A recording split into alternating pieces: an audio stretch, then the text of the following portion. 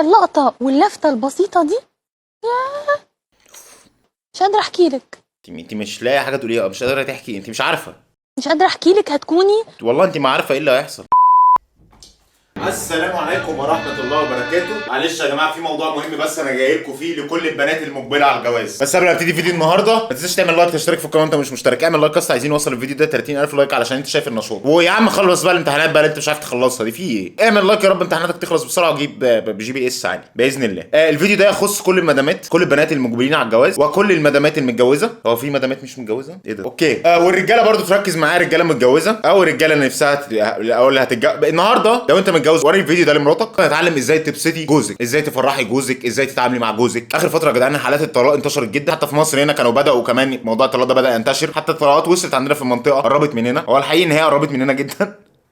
فالنهارده قلت ده الفيديو مناسب في الوقت المناسب نتعلم فيه ازاي يا مدام تبسطي. ان شاء الله هدور على حاجه للرجاله برضو. من الفتره دي كنا عملنا جزء قبل كده ازاي الرجاله تبسط مراتاتهم، فالنهارده بقى ان شاء الله هنتكلم بالبنات. احنا جايين هنا نكافح. النهارده معانا مذيعه بتعشق الرجاله، بتعشق هرمون الذكوره، اي حاجه في العالم لازم تربطها بالرجاله. والست عملت مكرونه غلط فاكيد هي مقصره معانا. الست لو حياتها باظت يبقى اكيد هي مقصره مع الراجل. حرفيا الرجاله كلها كل شيء في حياتها كنا اتكلمنا قبل كده عنها، كانت قالت نظريه الصوت الشتوي والصوت الصيفي، وقلت لكم فعلا الكلام ده بالفعل كلام صحيح علمي جايباه من عندها وكل حاجه. بس خلينا نشوف النهارده الفيديوهات اللي اتبعتت لي من التعامل مع الزوج. ركزي معايا يا ست الكل، ورقه وقلم واكتبي لان ده اتيكيت التعامل مع الرجاله. النهارده معانا المذيعه العاشقه لهرمون الذكوره لاي ذكر، ان شاء الله حتى ذكر بيتبول مفيش اي مشكله. خلينا نشوف اتيكيت التعامل مع الزوج. انتوا عارفين ان في حاجه اسمها اتيكيت التعامل مع الزوج؟ اعرفوا بقى اتفضلي. والله بجد والله في حاجه اسمها اتيكيت التعامل مع الزوج. مش محتاجه اقوله، معروف ان الرجل نعمه من نعم ربنا زي الاكل والشرب، هو احسن. ما ينفعش طبعا الراجل يبقى هو احسن، اكيد هو احسن. طبعا كلنا عارفين ان النعمه من النعم، من اكبر النعم الراجل هو احسن. هذه النعمه اللي ربنا خلقها في الارض. ايوه احنا نعمه احنا احسن من الاكل والشرب. ربنا خلقها في الارض ليها اتيكيت. ربنا خلق النعمه دي ليها اتيكيت زي ما كل حاجه في الدنيا ليها اتيكيت. هنهزر ولا مش؟ احنا خدنا اداب التعامل مع الطعام، والله ما فاكر منهم حاجه. هو كانت ايه اداب التعامل مع الطعام؟ تقريبا ما كنتش هفتح بقي. طب ما انا كنت هاكل ازاي لو مش هفتح بقي؟ زي ما في آداب التعامل مع الطعام، زي ما في اداب التعامل مع الطعام في اداب التعامل مع الزوج. واتيكيت ازاي ناكل الزوج؟ لا ما حدش يسمع الكلام ده يا جدعان. ايه ده؟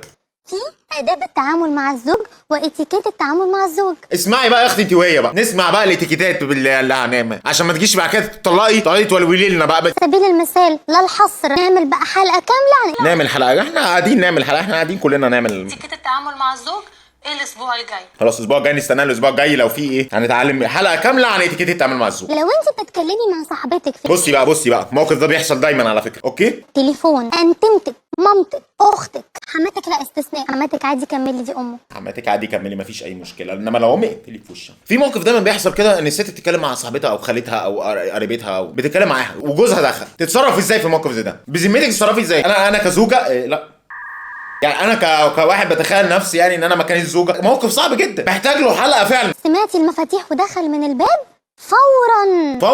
فورا يا بنت تتفزي فورا، اقفلي في وش امك تقولي لها ايه بقى. اسمعي بقى الكلام اللي جاي من غير ما يشاور لك. طيب ممكن نتكلم في وقت تاني؟ اقفلي في وش امك على طول تقولي لها بقول لك ايه عملتي ايه بقى علشان الفرعون الصغير الكبير وصل. كلام منطقي صح. طب هو فرعون صغير ولا كبير ولا هو على حسب ولا ايه؟ التليفون تقولي لامك ايه؟ تمسكي التليفون كده تقولي لها ياما ثواني عشان الفرعون الصغير والكبير وصل. احتمال كبير تخسر امك، بس احنا جايين نتعامل اتيكيت التعامل مع الزوج مش مع الام. احنا مالنا بقول لهم هو بيبقى متجوز واحد زي قريده قد قاعده بتقمعي باميه ولا بتقطعي ملوخيه ولا يعني المهم تسمعي بقى صوت المفاتيح وهو الفرعون بره واقف بره. الفرعون وهو داخل يرمي اللعن علينا في قلب الشقه يطلع اثار. انا بقول ايه؟ معلش اديكم مشهد تمثيلي انا بشرح لكم، ما هي قناه تعليميه انا جاي اشرح لكم. دايما يقول لك التعلم بالمرئيات بيسبب الحاجات. يعني هو الفرعون الصغير بيبقى داخل كده مثلا في الشقه وانت قاعده يا ماما والله العظيم انا بقول لك يا ماما هي طريقه طبخ البطاطس الصينيه اللي هي من غير صلصه الثانيه اللي هي بشوربه الفراخ. الفرعون الصغير الكبير وصل. ايه يا مره؟ احنا لما بننصح حاجه بيبقى حاجه عملناها احنا ونفعت معانا احنا فبنقولها للناس. انت جربتي الموضوع ده؟ قلتي لامك الفرعون الصغير الكبير وصل؟ تمام يا حبيبتي خلاص سلميه على فرعون قولي له امن حاطب مستنيك وحياه خوفي وخلي بالك من نفسك. مع السلامه من غير ما يبص ولا يرمش ولا يعمل لك كده.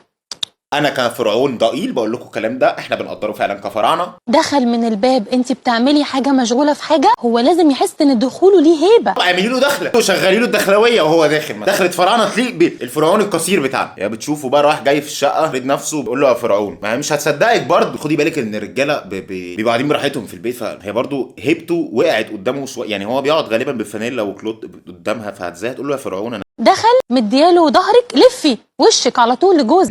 لفي على طول. هو دخل كده اديله بيخضي امه، يا فرعوني ازيك.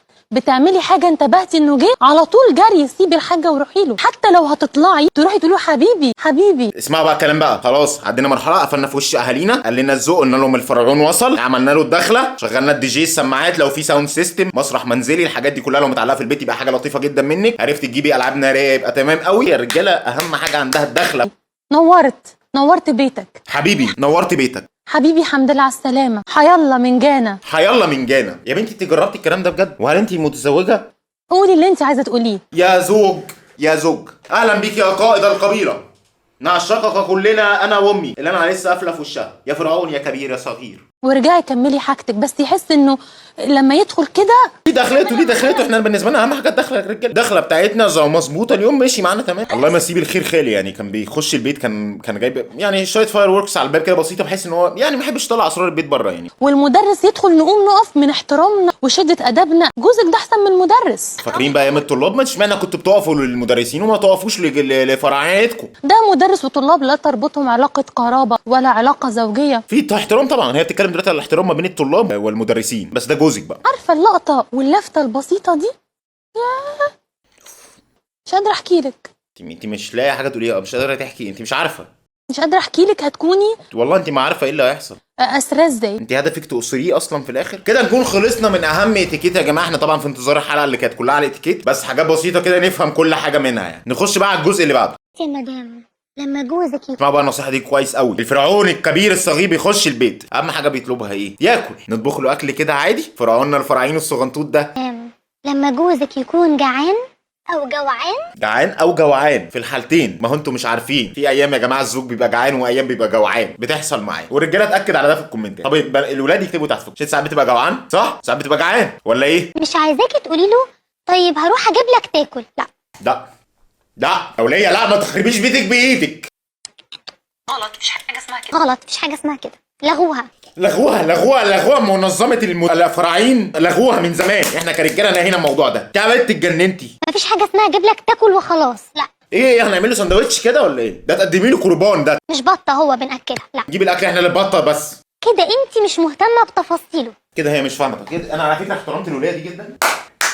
اقسم بالله الرجاله بتكره التفاصيل اصلا. مش فاهمه هو محتاج ايه او بطنه عايزه ايه. بصي بقى يا ست الكل، هو قال لك ان هو جعان او جعان، ده اللي انت عرفتيه. انت عارفه بطنه محتاجه ايه؟ اسمعي. لما جوزك حبيبك تاج راسك فرعونك يكون جوزك حبيبك تاج راسك فرعونك ينعل ابو جعان، هتعملي ايه؟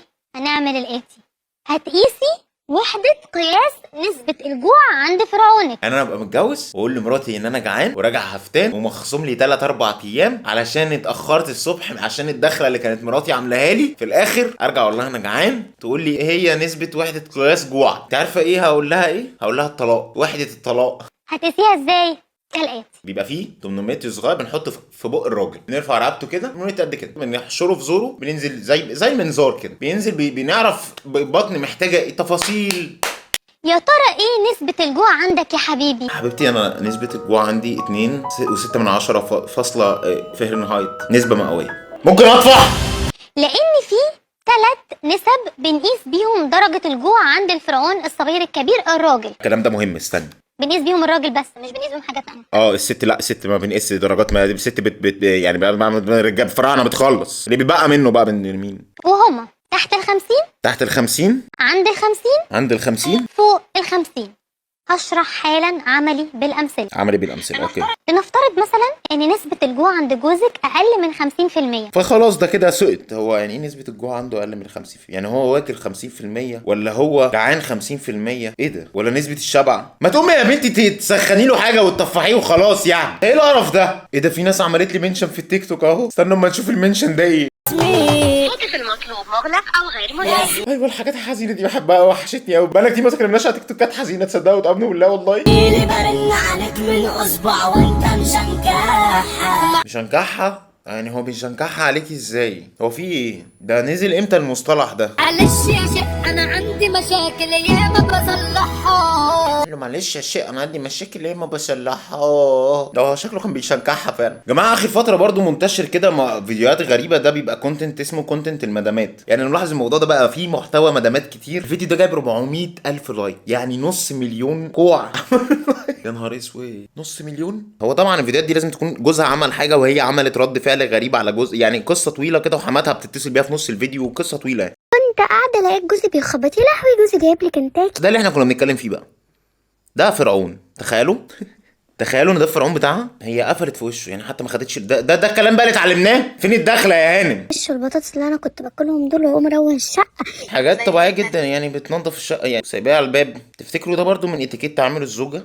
قلت ابص في الشقه اللي زي النتنه دي مش مهم 5 دقايق خلصتها كلها، كل ده في الفيديو 4 دقايق. خد تاني الجزء ده هياخد 3 دقايق وبنصي كده يا بنتي. ده ايه ده، مطبخ ولا صاله ولا ايه اللي جاب التلاجة في ايه؟ باهرة وروقت الدنيا. قلت يلا مش مشكله ما تمسحيش النهارده. ده عايز تمسح كمان؟ السجاده دي يا جماعه بتلم من السجاده السودا اللي جنبها. طب ما نخش نريح نصايه نفوق كده نروح نفتح له. ده كل ده عشان جاب لي الكنتاكي؟ قررت خلاص انا هعمل ايه وهلبس ايه. رحت فرشه بقى الاوضه منضفاها وكنساها وخليتها زي الفل، وقفت فيها وغيرت اللبس كمان. ده ما نخش نعمل لك ساعيه ولا حاجه كده ونصحى رايقين نفتح له بقى، نفتكر بقى اللي على الباب اللي معاه الوجبه اللي مش عارف يشيلها.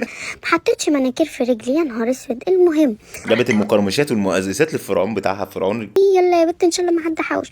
رحت جايه حطاهم كده ورحت بقى رايحه على الباب بقى وحمد لله. هو كان لسه مقرفص الواد ده، جاله روماتيزم على فكره او التهاب في المفاصل، عشان تبقي فاهمه. بس الجيران كانت بتعدي عادي وهو ماسك وجبه الكنتاكي كده. هما لازم تحطي الاكل وتستني جوزك الاول ياكل ويشبع، بعد كده انت تقعدي تاكلي وراه. تاكلي وجوزك قاعد بياكل ابدا. يا سلام، اوعي تاكلي. يخلص الاول الفرعون الصغير بتاعنا. ولد كان مقرفص بره بقاله نص ساعه، من حقه والله. طب يا جدعان اتمنى تكونوا استفدتوا معايا النهارده. نتغير بقى شويه، نحاول نطور من نفسنا. وانتي برضو لو متجوزه، هل بتعاملي الفرعون بتاعك ازاي؟ ايه رايك في الفرعون بتاعك؟ ماشي معاكي تمام ولا ايه؟ يعني اي حد عنده استراتيجي برضو تنفع المدامات او الناس اللي عندنا في القناه. طبعا ما تنساش تعملي لايك. انا مالي بقيت اتكلم على صيغه الانثى دي. ما تنساش تعملوا لايك يا جدعان واشتركوا في القناه. كان معاكم محمد كيو، اشوفكم الفيديو الجاي. سلام.